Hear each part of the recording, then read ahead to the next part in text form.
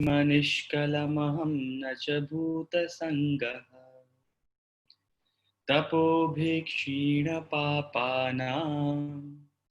शान्तानां वीतरागिणां मुमुक्षूणामपेक्षोऽयम् आत्मबोधो विधीयते बोधोऽन्यसाधनेभ्यो हि साक्षान्मोक्षैकसाधनम् पाकस्य वह्निवज्ञानं विना मोक्षो न सिद्ध्यति।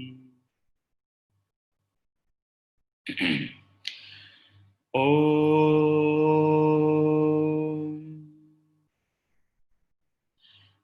आप्यायन्तु ममाङ्गानि वाक् प्राणश्चक्षुश्रोत्रमथो बलमिन्द्रियाणि च सर्वाणि सर्वं ब्रह्मोपनिषदं माहं ब्रह्म निराकुर्यां मा ब्रह्म निराकरोत निराकरणमस्त्वनिराकरणं मेस्तु तदात्मनि निरतेय उपनिषत्सु धर्मास्ते मयि सन्तु ॐ शान्तिः शान्तिः शान्तिः।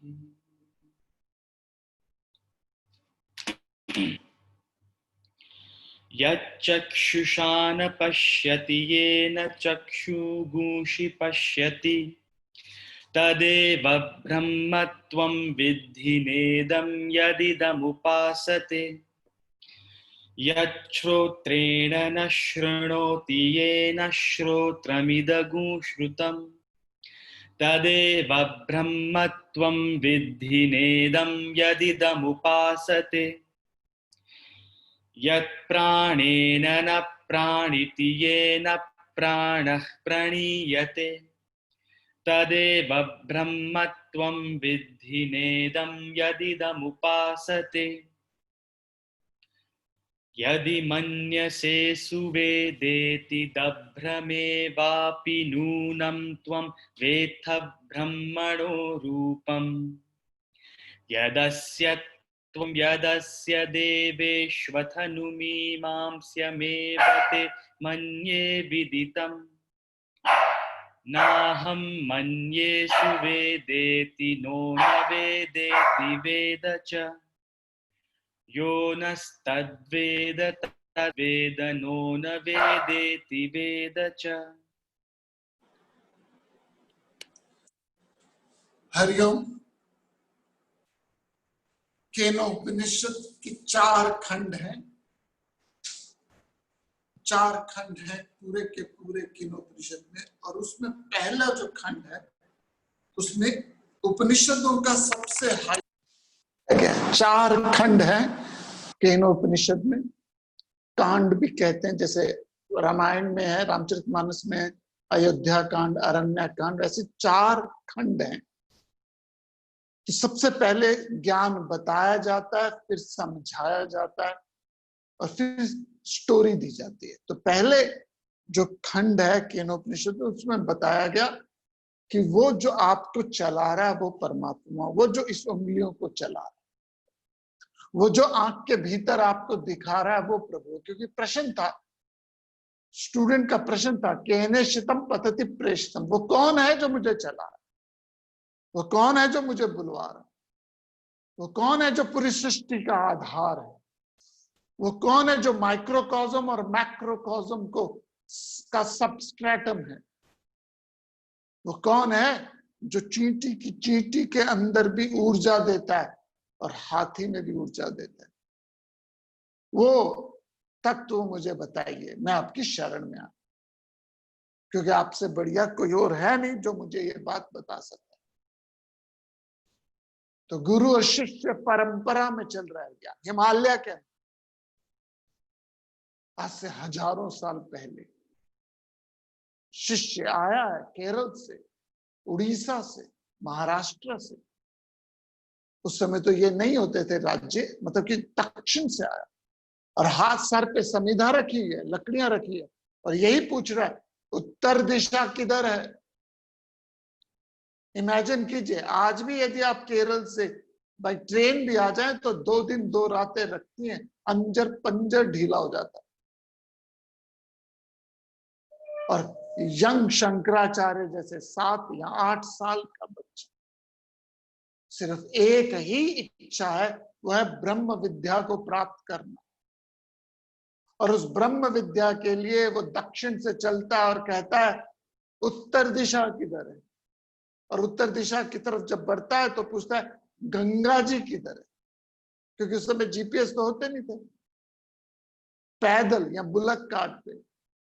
और गंगा जी के पास जब पहुंचता है हरिद्वार में, तो उसके सहारे, गंगा के सहारे हिमालय तक, केदारनाथ तक, बद्री केदार तक पहुंचता, उत्तरकाशी। और वहां हिमालय में गुफाओं के अंदर गुरु बैठे, अकेला, निर्लेप, उसे भीड़ की जरूरत नहीं है। इसलिए गीता जी एक व्यक्ति को भी दे दी गई, एक व्यक्ति भी मिला, अच्छा अधिकारी स्टूडेंट एक भी मिले, उसको भी पूर्ण ज्ञान दिया जाता है। शब्द आता है अशेषेण। अशेषेण मीन्स कुछ शेष नहीं छोड़ा गुरु ने शिष्य के लिए। ये बिल्ली और शेर की कहानी नहीं है। शेर ने कहा बिल्ली को मुझे ज्ञान दे, बिल्ली ने ज्ञान दे दिया, और जब ज्ञान ले लिया शेर ने तो झपटा बिल्ली पे, और बिल्ली छट से पेड़ पे चढ़ गई। तो शेर ने कहा तूने मुझे सारा ज्ञान नहीं दिया। तो बिल्ली ने कहा कुछ मुझे अपने पास रखना। लेकिन यहां नहीं, यहां अशेषेण। अशेषेण मीन्स कोई भी ज्ञान छोड़ा नहीं, ब्रह्म ज्ञान दिया। और गुरु शिष्य परंपरा में कोई स्वार्थ नहीं है गुरु। यदि स्वार्थ है, यदि वो कोई डिमांड करता है, तो वो गुरु नहीं। The more you demand the less you command. The more you demand the less you command. The less you demand the more you command. This is the law. तो गुरु के पास पहुंचा और कहने लगा मुझे बताओ। तो गुरु ने पूरी प्रेम भाव से, सत्कार भाव से कहा श्रोत्रस्य श्रोत्रम मनोसो मन। मैं कान के भीतर का कान। फंडामेंटल प्रिंसिपल चला नोन टू अननोन। नोन से शुरू किया। और नोन क्या है? ये कान। नोन क्या है? ये आंख। आप जानते क्या? आंख। ये आंख के भीतर जो आंख को दिखा रहा है वो प्रभु है। ये आंख गोलिया है। मृत्यु के बाद आप आंख को दान कर दो तो दूसरा व्यक्ति इस आंख से, इस लीवर से, इस पेनक्रिया से, इन बोन मैरो से, इन लंग्स से, शरीर के हर हर अंग को आप डोनेट कर सकते हो। इसका मतलब शरीर में मरने के बाद भी लाइफ है। तो वो कौन है जो इस शरीर को चला रहा है? वो कौन है? श्रोत्रस्य श्रोत्रम मनोसो मना, वाच वाच गुस्स प्राण से प्राण। यहाँ पे गुरुओं ने पंच कोशों पे चर्चा करी है। मैं थोड़ा सा इस पे आता हूं। हमारा शरीर पंच कोशों का बना हुआ है।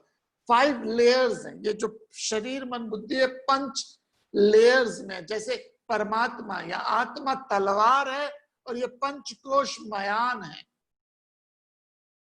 और ये पहला, सबसे पहला कोश जो आता है वह है अन्नमय कोश। ये इंद्रियां, 10 इंद्रियां आती हैं इसमें। इसे देह कहते हैं। और मृत्यु में इसी का अंत होता है जिसे देहांत कहते हैं। तो ये जो स्थूल शरीर है, द ग्रॉस बॉडी, हम सबका जो स्थूल और ग्रॉस बॉडी है वो 10 इंद्रियों से बना हुआ है। 5 कर्म इंद्रियां, 5 ज्ञान इंद्रिया। और यही रावण है।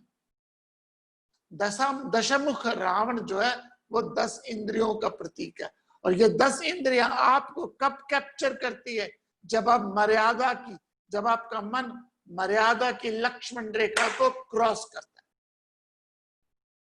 जब आपका मन मर्यादा की लक्ष्मण रेखा को क्रॉस करता है, तब आपको ये 10 इंद्रियों का राक्षस अपने चुंगल में फंसा लेता है। अब ये 10 इंद्रियां में आंख आती है, कान आते हैं, ये गोलियां हैं, आंख गोलियां हैं। शरीर अंग धीरे धीरे धीरे धीरे क्या हो जाते हैं, वीक हो जाते। शरीर और मन को बांधा हुआ प्राणों ने, तो सबसे पहला जो पंचकोश में आता है वो है अन्नमय कोश, फूड शीट। ये शरीर, क्योंकि शरीर फूड से चलता है, फूड में मिलता है, फूड में खत्म हो जाता है। ये शरीर आपका है क्या, कार्बोहाइड्रेट, प्रोटीन्स, विटामिन कहां से है, आलू, गोभी, सब्जी, भिंडी, इन्हीं से तो है। ये अन्न है, इसे अन्नमय कोश कहा गया।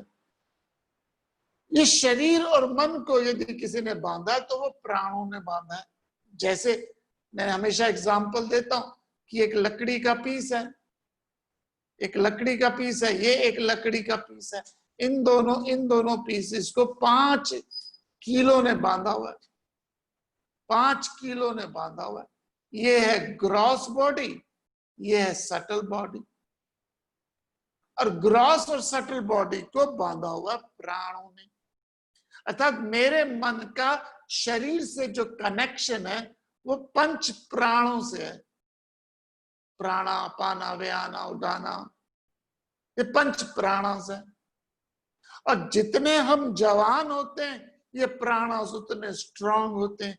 जितने हम बुजुर्ग होते रहते हैं हमारे प्राणा वीक होते रहते हैं। हमारी डाइजेशन पावर, हमारी आई साइट, हमारे सुनने की क्षमता, हमारी नए विचारों को ग्रहण करने की न्यू थॉट एब्जॉर्प्शंस क्या हो जाते हैं, कम हो जाते हैं। जैसे कीले ढीली हो जाती है। और मृत्यु क्या है, देहांत क्या है, मन, बुद्धि और शरीर का जो कनेक्शन प्राणा से वो विमुख हो जाता है, वो अलग हो जाता है। And that's what we call देहांत। तो मन बुद्धि जो है वो मृत्यु के बाद दूसरा शरीर लेती है। आत्मा दूसरा शरीर नहीं लेती। क्यों? क्योंकि वो सर्वव्यापी है। अब मुझे मालूम है बहुत क्वेश्चन आ जाएंगे यहाँ पे। आत्मा सर्वव्यापी, अहम आत्मा गुढ़ाकेशा सर्वभूतश्च यस्थिता। मैं आत्मा हूं, भगवान कहते हैं मैं आत्मा हूं। और भगवान सर्वव्यापी है। जो चीज सर्वव्यापी है वो एक जगह से दूसरी जगह नहीं जा सकती। ऐसे ही है जी ये पूरा का पूरा मसला। परमात्मा सूरज है, हमारी बॉडी एक बीकर है और मन बुद्धि पानी है। मन बुद्धि पानी है और परमात्मा सूरज है और शरीर एक बीकर है।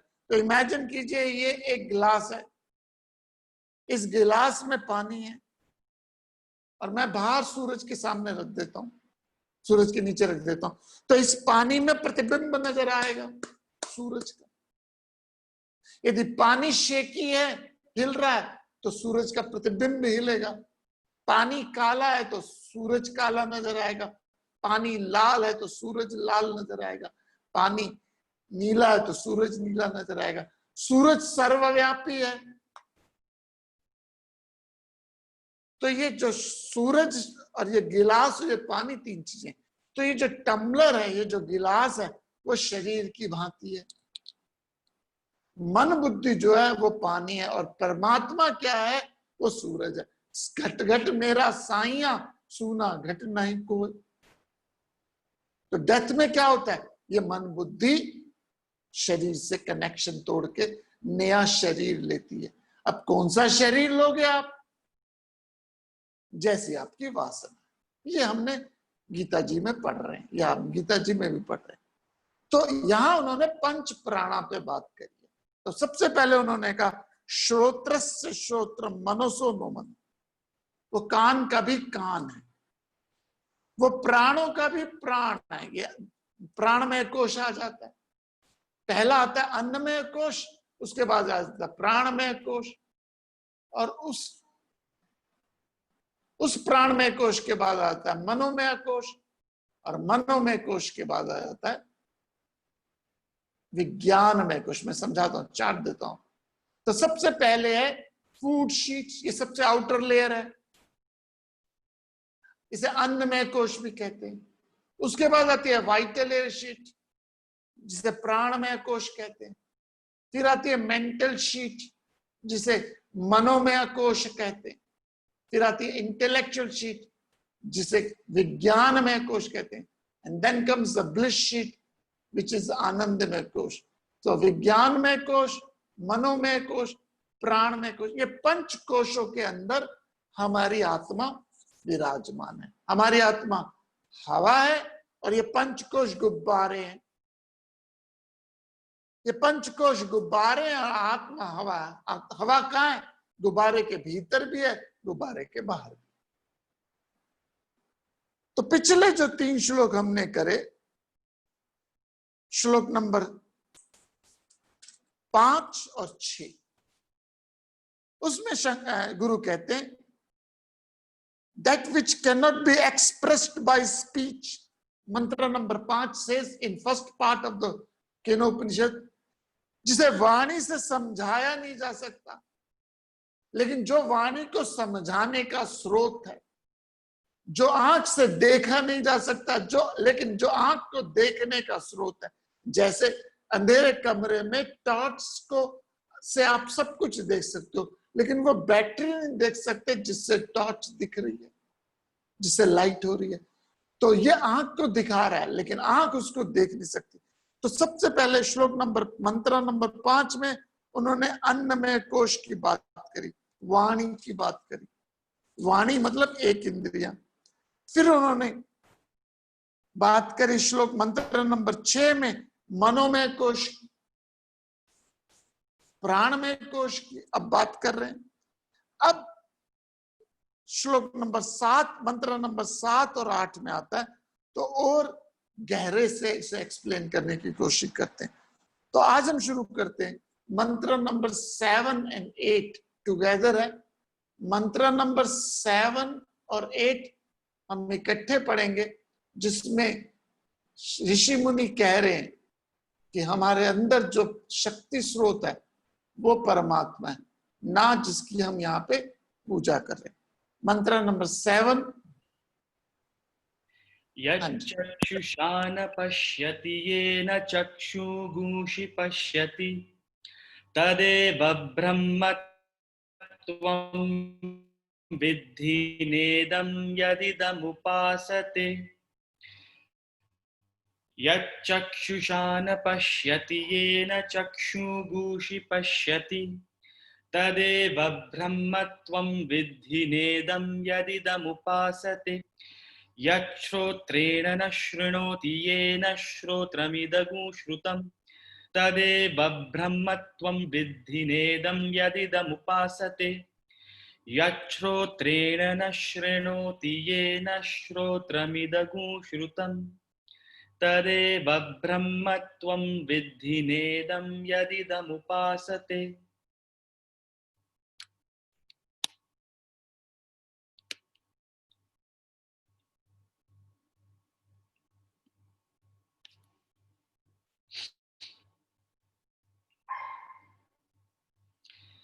That which man does not see with the eye, that by which man perceives the activities of the eye, know that alone to be Brahman and not what people worship as an object. That which man does not hear with the ear, that by which man knows this ear, know that to be Brahman and not this that people worship as an object. जिसे कोई आंखों से देख नहीं सकता, जिसे उपनिषद के गुरु कह रहे हैं, मंत्र नंबर 7 खंड नंबर 1, उपनिषद के गुरु कह रहे हैं जिसे कोई आंखों से देख नहीं सकता, बल्कि जिससे ये आंखें दुनिया देखती हैं, उसी को तू परमात्मा जान. ब्रह्मन अर्थात परमात्मा.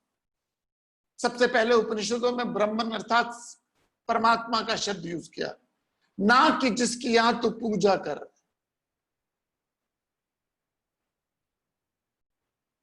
तो हम सबकी लाइफ में उसको तू जान जो तेरे कानों के भीतर तुझे दिखा रहा है. मंत्र नंबर 7 और 8 में कहते हैं जो तुझे सुनवा रहा है. जो सुन रहा है वो इंपॉर्टेंट नहीं है, जो सुनवा रहा है वो इंपॉर्टेंट है. We get involved in perception, action, emotion and thought. We get involved in perception. We get involved जो देख रहे हैं उसमें हम आसक्त हो जाते हैं. जो दिखा रहा है उसमें हमें कोई जोर शोर नहीं। हम इन्वॉल्व हो गए हैं संसार के प्रपंच में। आप और हम सब लोग ऐसे संसार में इन्वॉल्व होके रखे हुए हैं जैसे this is the end of the world. This is not just and the world, totality में आपकी लाइफ इज इनसिग्निफिकेंस। कल मैंने आपको गूगल का वो वीडियो भेजा था सबको। पूरे ब्रह्मांड में हम क्या हैं?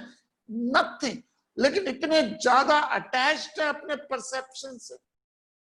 और आपका परसेप्शन, आपकी दृष्टि चींटी की दृष्टि से बिल्कुल अलग है। मैं हमेशा सोचता हूं चींटी कैसे देखती होगी इस पूरे के पूरे मोहल्ले को। या जमीन पे मान लीजिए चींटी चल रही है, इस चींटी के लिए मैं कैसा होऊंगा? इस चींटी को मैं कैसे नजर आता हूँ? एक गॉडजिला। और हाथी को मैं कैसे नजर आता हूं? एक हाथी को कैसे नजर? एक मूवी है डिज्नी की, Honey I have shrunk the kids. Honey I have shrunk the kids, Walt Disney की मूवी है। I saw the show also. यदि आप डिज्नीलैंड पुराने, अब तो बंद कर दिया वो शो, पुराना यदि आप डिज्नीलैंड जब पहले शो होता था, ये Honey I have shrunk the kids, उसका शो उन्होंने बनाया था Honey I have shrunk the audience. Movie क्या है कि एक साइंटिस्ट है जो एक मशीन बनाता है जिससे चीजें छोटी हो जाती हैं, छोटी हो जाती है। तो मशीन गलत काम कर जाती है, कुछ एक्सीडेंट होता है, तो जो बच्चे होते हैं घर में 4, वो उस मशीन के सामने आते हैं और छोटे हो जाते हैं, बहुत छोटे मिनिएचर फॉर्म में हो जाते हैं। अब उनका परसेप्शन कैसा है? And that is the mind boggling. एक बच्चा जब छोटा, उसका परसेप्शन कैसा है? तो किसका परसेप्शन ठीक है? परसेप्शन में किसकी दृष्टि ठीक है? चींटी के लिए दृष्टि कैसी? और चींटी में भी सुख है, दुख है, लाभ है, हानि है। चींटी के सामने शहद डाल दो तो वो अटक उसके पास आ जाती है, इसका मतलब उसको पता है क्या सही है क्या गलत है। चींटी के सामने हल्दी डाल दो तो चींटी भाग जाती है। तो चींटी के अंदर भी कॉन्शियसनेस है, चींटी के अंदर भी अवेयरनेस है, चींटी के अंदर भी परसेप्शन है, चींटी के अंदर भी एक पूरा का पूरा लाइफ है। लेकिन चींटी का परसेप्शन, चींटी की नजर, चींटी की दृष्टि हाथी की दृष्टि से अलग है, मेरी दृष्टि अलग है, एक म्यूजिशियन की दृष्टि अलग है, एक फिलोसोफर की दृष्टि अलग है, एक व्यापारी की दृष्टि अलग है, एक स्पोर्ट्समैन की दृष्टि अलग है, एक स्टूडेंट की स्कूल में जो पढ़ रहा है उसकी दृष्टि अलग है। किसकी दृष्टि इंपॉर्टेंट नहीं है। हम परसेप्शन में, हम संसार में, हम जो दिख रहा है उसमें आसक्त हो जाते हैं, लेकिन जो दिखा रहा है, जो हमको दिखा रहा है, उसमें हम इग्नोर कर देते हैं। तो यहां 2 श्लोक कहते हैं, 7वां, that which one sees not by the eyes, that which one eye sees, know that alone to be Brahman. So जो आंख के भीतर, मैं बार बार एक ही रिपीट कर रहा हूं, दर्शन शब्द यूज किया है। दर्शन मीन्स जो आपको आंख के भीतर दिखा है। सो ये सारी जो संसार से आपकी अटैचमेंट बनी हुई है, ये सब बेकार है, नॉन एसेंशियल है, इडियोटिक है।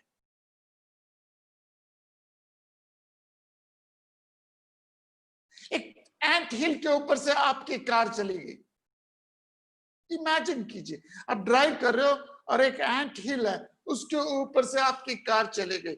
उन एंट हिल्स में जब आपकी कार उस पहिया उस के ऊपर से निकला, तो उन चींटियों के लिए वो क्या है?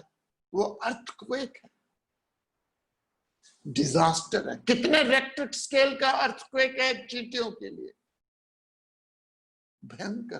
पूरी की पूरी सृष्टि बिगड़ गई। लेकिन what happens to you? What happens to you when you see ant hills के ऊपर से चींटियां पहिया निकल गया? By the same token, हम सब कोरोना कोरोना कोरोना कोरोना में फंसे हुए। चींटियों के लिए कोरोना कैसा है? पता नहीं आजकल लोगों को क्या हो गया, मुंह में बांध के घूमते हैं। जो सड़क के डॉगी हैं वो भी सोचते होंगे आजकल हो क्या गया, सब लोग मुंह पे घूमते। उनका परसेप्शन, आपका परसेप्शन, ये it is not the, now listen me carefully, it is not the, God is not the object of perception, it is the subject of perception. जी कृष्णमूर्ति ने उसे बोला ऑब्जेक्टलेस अवेयरनेस। तो वो परमात्मा कौन है? यदि आप जानना चाहते हैं, यदि आप अठन्नी चवन्नियों में खुश हो तो भगवान आपका भला करे। भगवान क्या भला करेगा? यदि आप अठन्नी चवन्नियों को जिंदगी का मकसद बनाया हुआ कि यही मकसद है कि ये वाली कार ले लो, यही मकसद है कि ये दो बेडरूम अपार्टमेंट ले लो, यही मकसद लाइफ का बनाया हुआ है कि अठन्नी चवन्नी ही मकसद बनाया, तो we can't go to the highest realm of philosophy. You have to subject of experience. God is not an object of experience. God is not an object of experience. It is a subject of experience. तो 2 श्लोकों में लगातार उपनिषद में कहते हैं तदेव ब्रह्मम त्वं विद्धि नेदम यदिदम उपासते। वो ही परमात्मा है, ना कि जिसकी आप यहाँ पे पूजा कर रहे। राष्ट्रीय ध्वज फट जाता है तो देश नहीं फटता, राष्ट्रीय ध्वज फट जाए तो देश नहीं। आपको दुख लगता है, फेयर एनफ, लेकिन यू गेट अनदर वन। आपकी वेडिंग रिंग खो जाए तो you don't change your wife और husband. Wedding ring is an idol which represent an ideal, and the ideal is a marriage. National flag is an idol which represent an ideal, and the ideal is national consciousness, patriotism. By the same way, भगवान जो है, जो देवी देवता 33 करोड़ देवी देवता है, they symbolize an ideal in life. An idol symbolize an ideal, और ideal क्या है? आपका आत्मा, आपके अंदर ब्रह्म स्वरूप, उस परमात्मा को जानो जो आपके भीतर आपको चला रहा है। और ये महारास है जी। यदि आप नहीं समझे तो मैं इसको महा स्टोरी की तरह समझा देता हूं। मेरी स्टोरी क्या भागवतम में आती है। हजारों लाखों गोपियां नाच रही हैं, हजारों लाखों गोपियां नाच रही हैं, और हर गोपी के साथ कान्हा है, हर गोपी के साथ कन्हैया है, कृष्ण है। हर गोपी को ये लगता है कि कृष्ण मेरे साथ है। ये महारास हो रहा है। हम सब जीव जंतु, जब जीव जंतु, मनुष्य, पुरुष, पक्षी, चींटी, जल में, थल में, स्थल में जितने भी प्राणी हैं सब नाच रहे हैं, सुबह से लेके शाम तक, शाम से लेके रात तक वी आर डांसिंग। लेकिन वो कौन सी शक्ति है जो हर गोपी को चला रही? वो गोपियों के बीच में कृष्ण हजारों गोपियों के साथ एक ही कान्हा, लेकिन सबको लगता है कि कान्हा मेरे साथ है, मेरे साथ है, मेरे साथ। एंड सडनली सारी गोपियां निर्जीव हो जाती है, लाइफलेस हो जाती है, क्योंकि अब कान्हा नहीं रहा, अब कृष्ण नहीं, गायब हो गए कृष्ण, और एक गोपी भी नजर नहीं आई। हजारों गोपियों में से एक गोपी नजर नहीं आई, और 2 पांव के निशान नजर आए, 2 पांव के निशान नजर आए जो झुरमट के पीछे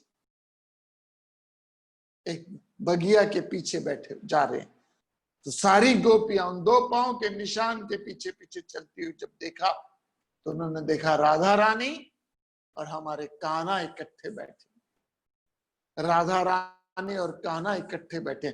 और जैसे गोपियों ने देखा राधा गायब हो गई, सिर्फ कृष्ण रह गए। This is Maharas. इसका सिंबॉलिज्म क्या है? हर गोपी मीन्स हर विचार, हर विचार जो आंख का, कान का, जमीन का, पैसे का, औलाद का, संतान का, मकान का, गाड़ी का, साड़ी का, नौकरी का, विदेश यात्रा का, बीमारी का, ये सब गोपियां हैं, हजारों लाखों विचार हैं, और इन विचारों को चला कौन रहा है? आत्मा, जो सब में है। हर गोपी एक विचार है, हर विचार को चला कौन रहा है? आपके अंदर विचार है अभी ऑफिस जाने का, आपके अंदर विचार है कुकिंग करने का, आपके अंदर विचार है बच्चे के स्कूल की फीस देने का, आपके अंदर विचार है शॉपिंग करने का, आपके अंदर विचार है उपनिषद पढ़ने का, यह भी विचार है। हजारों लाखों विचारों को चला कौन रहा है?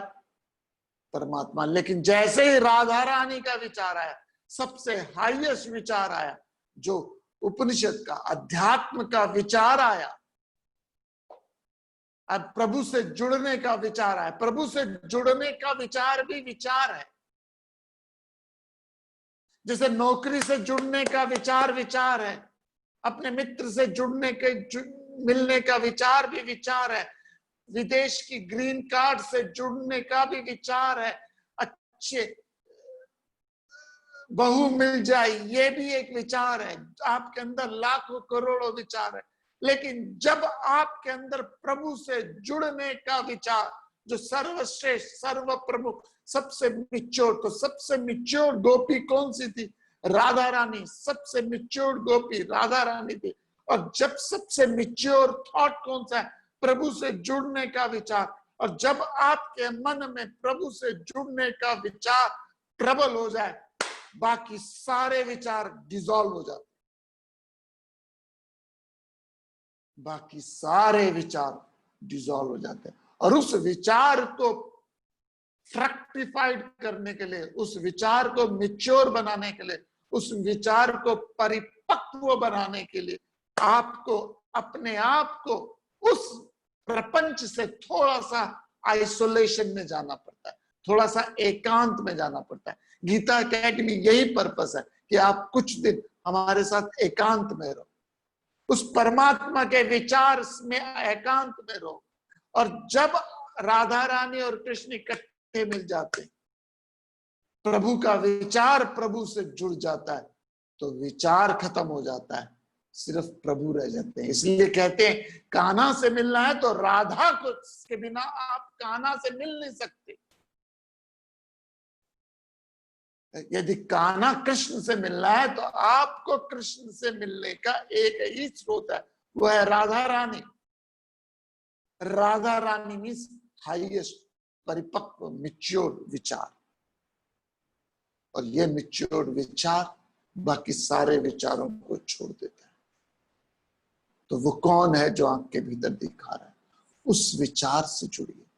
It is not the object of experience, it is a subject of experience. It is not an object of perception, it is a subject of perception. It is objectless awareness. J. Krishnamurti the word. Not that alone is Brahman. Not what people are worshipping. हम लोग worship कर रहे हैं। Worship का मतलब एक और है, प्रपद्यन्ते। प्रपद्यन्ते मीन्स परस्यू कर रहे। हम किसको परस्यू कर रहे हैं? हम भगवान को नहीं परस्यू कर रहे, हम कर रहे हैं माया को, हम कर रहे हैं नाम को, हम कर रहे हैं यश को, हम कर रहे हैं सम्मान को। ये भगवान नहीं है। भगवान वो है जो आपके अंदर, सबके अंदर ऊर्जा शक्ति देने वाला। वो कान्हा है जो हर गोपियों का आधार है। वो कृष्ण है जो हर थॉट्स का आधार है। मंत्र नंबर 9, मंत्र नंबर 9 हम अब पढ़ेंगे। एक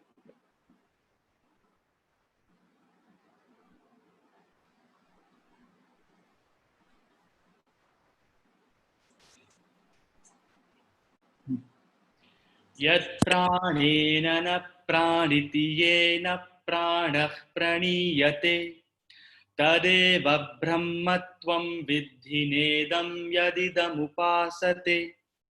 यत् प्राणेन न प्राणिति येन प्राणः प्रणीयते तदेव ब्रह्मत्वं विद्धि नेदं यदिदमुपासते। That which man does not smell with the organ of smell, that by which the the organ of smell is impelled. Know that to be Brahman and not what people worship as an object. जो प्राणों के द्वारा चेष्टा युक्त होता परंतु प्राण उसे चेष्टा युक्त नहीं करते, जिससे उसे तू ब्रह्म जान, ना कि जो यहाँ पूजा कर रहे। तो कौन है जो प्राण? तो पंच प्राणों पंचभूतों पे चल रही है चर्चा। तो पहले ऋषियों ने अन्नमय कोश पे बताया, आंख कान ये सब अन्नमय कोश पे आते हैं। फिर प्राणमय कोश पे आया। प्राणमय कोश इज ए सटल, मैंने दोबारा रिपीट करता हूं। तो शरीर और मन को बांधा किसने है? प्राणों ने बांधा है। तो वो वाइटैलिटी है प्राण। प्राण एक चीज जरूर बता देता हूं, कई लोगों के अंदर भ्रम है, ये भ्रम है या क्या है मुझे नहीं पता। लोग कहते हैं जी हमारी सांसें लिखी हुई आई, सांसें लिख के आई हैं, तो जितना आप प्राणायाम करेंगे उतनी आपकी उम्र बढ़ जाएगी, क्योंकि प्राणायाम से आप प्राण रोक रहे हो, और जितने आप प्राणा रोक रहे हो उतनी आपकी उम्र बढ़ जाएगी। Please get out of this myth, please इस भ्रम से ऊपर निकलिए। मृत्यु का कोई लेना देना नहीं है कि कोई कितना प्राणायाम करता है या कोई कितना योगा करता है। ऑफ कोर्स क्वांटिटी ऑफ आपकी क्वालिटी ऑफ लाइफ प्राणायाम योग इंप्रूव करता है। रिपीट, आपकी क्वालिटी ऑफ लाइफ प्राणायाम या योग इंप्रूव करता है, बट आपकी क्वांटिटी ऑफ लाइफ कोई योग कोई प्राणायाम इंप्रूव नहीं कर सकता। आई रिपीट, आपके जीवन की क्वालिटी ऑफ लाइफ प्राणायाम से इंप्रूव होती है, योग से इंप्रूव होती है, एक्सरसाइज से इंप्रूव होती है, आपके लंग्स आपकी पैनक्रियास ठीक होती है। लेकिन death has nothing to do with pranayama और आहार से। डेथ हमारी तभी होती है जब प्रारब्ध खत्म हो जाते हैं। महान योगी जो बड़े प्राणायाम करने वाले, बड़े एक्सरसाइज करने, डील डॉल वाले, बड़े तंदुरुस्त लोग, रामतीर्थ जैसे, शंकराचार्य जैसे, विवेकानंद जैसे, वो 31 साल की उम्र में पूरे हो गए। तो यदि प्राणायाम से उम्र बढ़ रही होती तो उनकी उम्र तो बहुत ज्यादा होती। और ऐसे मैं जानता हूं लोगों को जो शराबी हैं, कबाबी हैं, अय्याश हैं, सारा भोग विलास करा लाइफ में, प्राणायाम का पी भी नहीं उन्हें पता, लेकिन 90 तक पिंक पिंक होके जी रहे। Now, I'm not degrading any exercise. प्राणायाम ये एक्सरसाइज आपके बॉडी को तंदुरुस्त करती है, लेकिन धीरे धीरे प्राणा वीक होते हैं। और डेथ कब होती है? जब आपकी प्रारब्ध खत्म हो जाए। मैं हिमालय के ऊपर खड़ा होकर, कुतुब मीनार के ऊपर खड़ा होकर बोल सकता हूँ, death has nothing to do with your karmas, present day karma. Death has nothing to do with your present day karma. It has nothing to do. So don't get, oh corona मार देगा। मरोगे आप तभी जब आपका प्रारब्ध, उसका माध्यम कोई भी बन सकता, उसका माध्यम कोई बन सकता है। और हम तो हिंदू हैं, हम मरेंगे तो फिर दोबारा फिर वही मन बुद्धि लेके दोबारा आ जाएंगे। What's up buddy? शोक उसी का कीजिए जो अनहोनी होए, और अनहोनी होती नहीं, होनी है सो तो। वो जो प्राणों के अंदर भीतर चला रहा वो प्रभु। तो प्रारब्ध आपके अंदर मेरे अंदर सब में विराजमान है। तो जैसे प्रारब्ध खत्म हो जाती है देहांत हो जाता है। अब बाकी जो संचित बची है, जो वाकई डिजायर बची है, वो आपको नेक्स्ट बर्थ प्रारब्ध क्रिएट कर देती है। तो आपका जैसा प्रारब्ध होगा वैसा ही आपको शरीर मिलेगा। कहीं आप आए 3 घंटे के लिए तो 3 घंटे चल के रो के चले जाओगे। किसी जगह आप 10 घंटे के लिए बैठे हो तो 10 घंटे के लिए। जैसे दिल्ली से किसी को ट्रेन में बैठा, तो दिल्ली से किसी ने ट्रेन की टिकट ली मथुरा की, उसकी जर्नी 3 घंटे की है तो 3 घंटे बाद उतर जाएगा। किसी ने भोपाल की टिकट ली, वो भोपाल उतर जाएगा। किसी ने बड़ौदा की टिकट ली, वो बड़ौदा उतर जाएगा। किसी ने मद्रास की टिकट ली, मद्रास। आपकी डेस्टिनेशन जो है, एग्जिट पॉइंट है, वो आपके एंट्री पॉइंट से पहले ही फिक्स्ड है।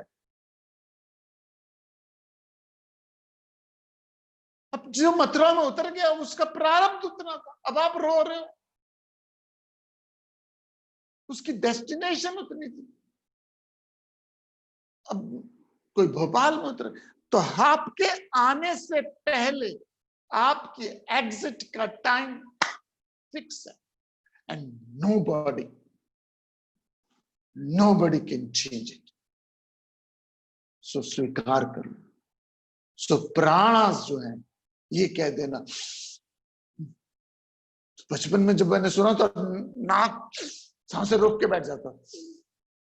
क्यों? वो सांसें रोक रहा हूं तो उम्र बढ़ रही है।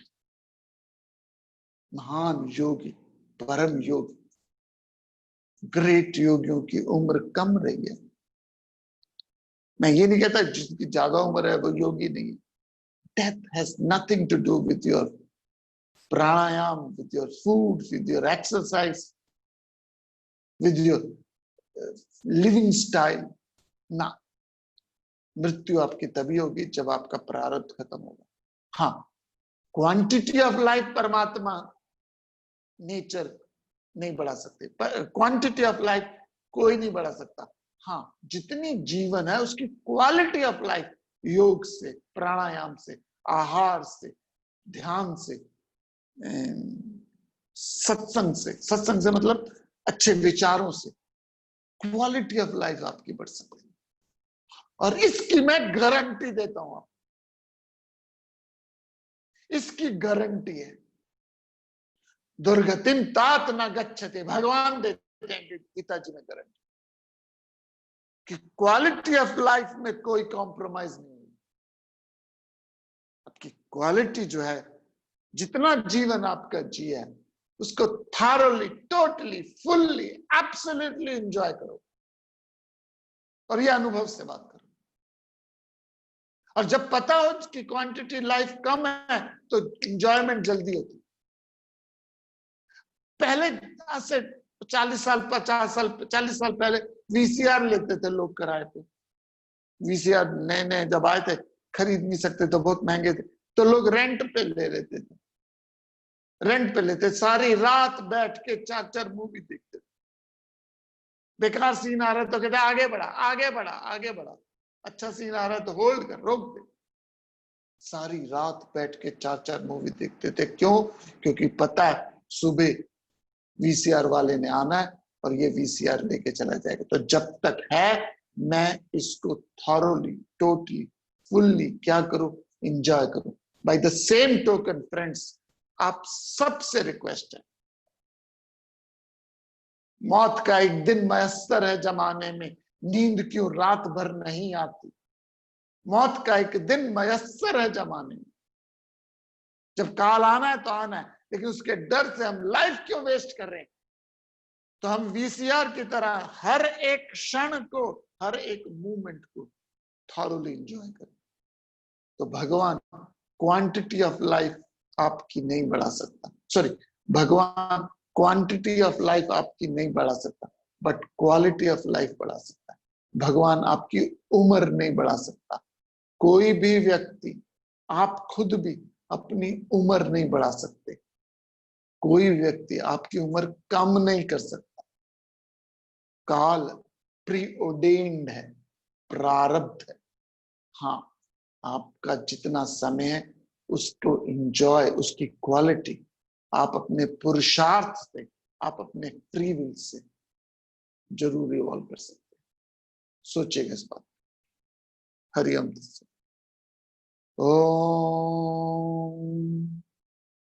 ओम पूर्णमदः पूर्णमिदं पूर्णात् पूर्णमुदच्यते पूर्णस्य पूर्णमादाय पूर्णमेवावशिष्यते। ओम शांति शांति।